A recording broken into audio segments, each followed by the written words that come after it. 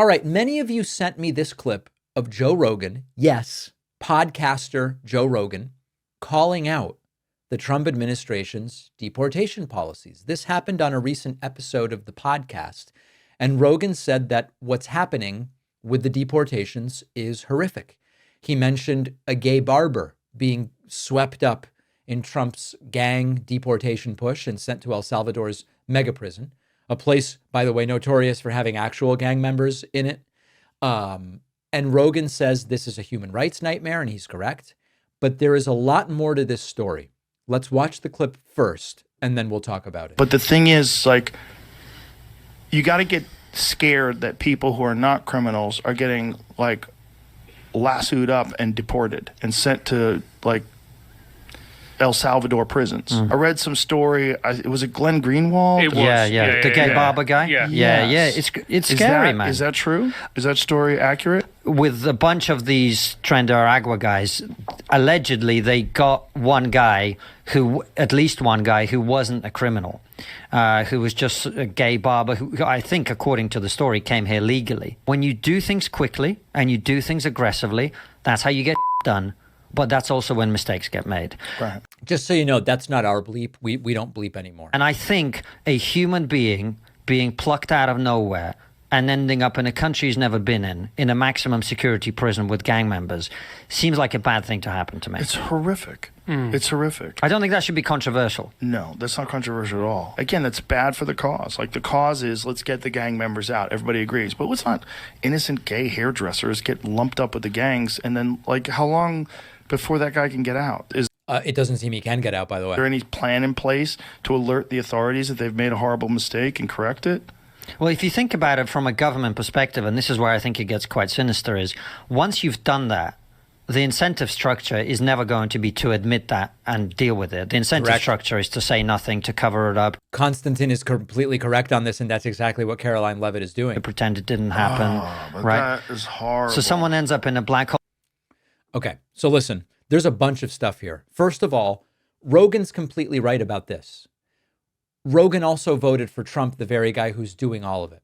Okay, so there has to be an accounting for the fact that the same Trump who promised the mass deportations, hired Stephen Miller to design these policies, bragged about expanding ICE raids, said he would fast track deportations without due process.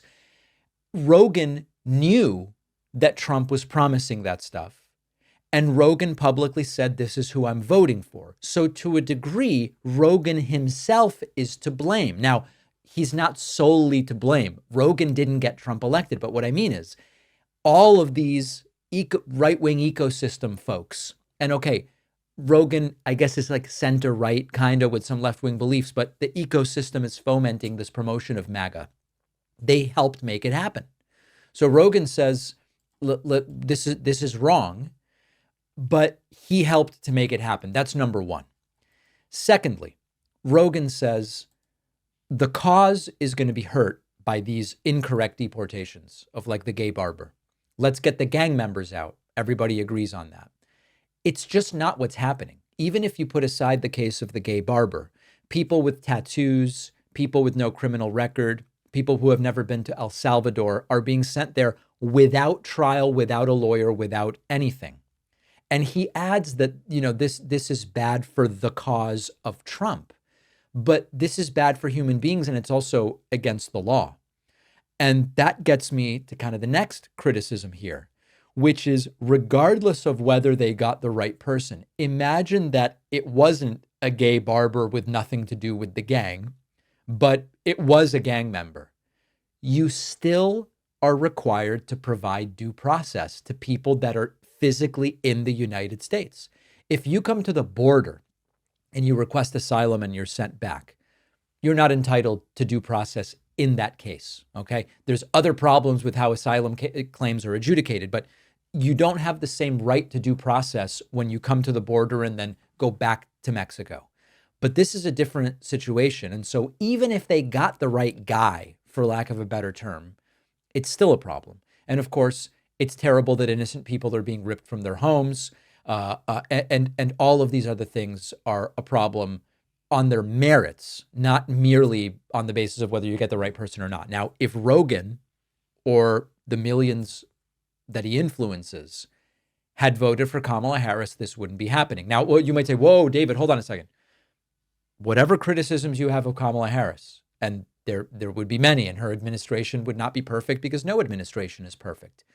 This wouldn't be going on. Her administration wouldn't be secretly deporting innocent people into violent prisons based on tattoos, profiling, haircuts, and what people are wearing. So it's critically important not to pretend that this is a both sides situation. Credit to Rogan for speaking out. I mean, listen, the fact that what Konstantin says, which is fix this stuff, they're just going to try to cover it up. That's completely correct.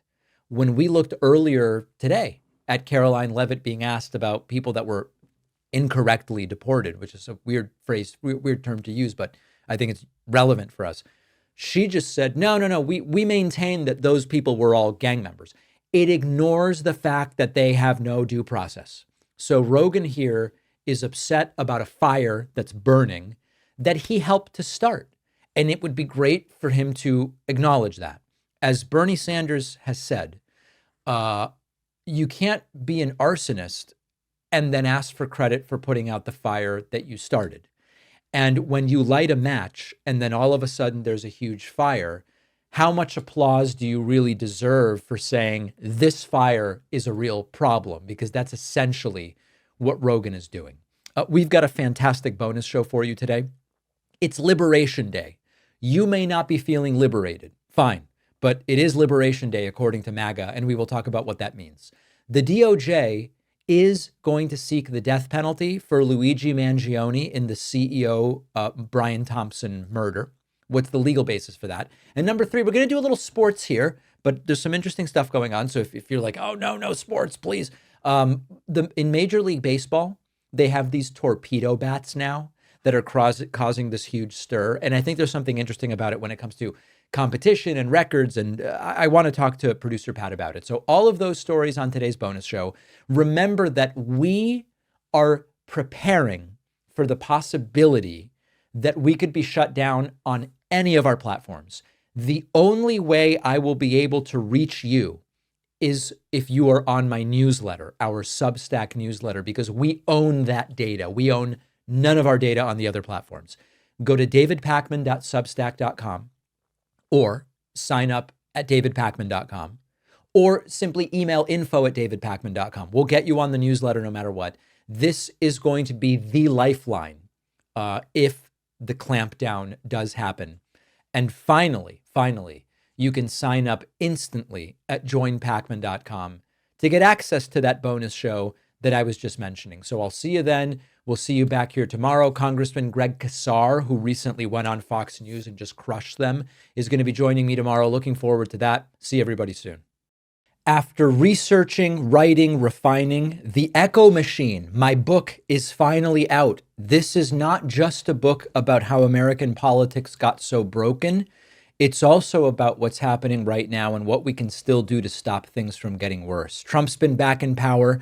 The results have been even more catastrophic than many feared, with targeting of political opponents and gutting democratic institutions, laying the groundwork to even further consolidate power.